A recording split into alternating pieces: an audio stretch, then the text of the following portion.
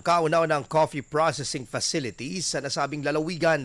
Katuwang po sa proyekto ang lokal na pamahalaan at ang buong Bagulin sa farmer at Coffee Growers Association upang mapataas ang kalidad ng lokal na kape at matulungan ang mga magsasaka.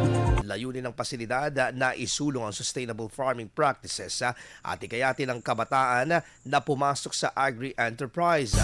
Maisukat itong 78 square meters at nilagyan ng makabagong kagamitan upang mapabuti ang quality control at production efficiency ng nasabing mga coffee beans.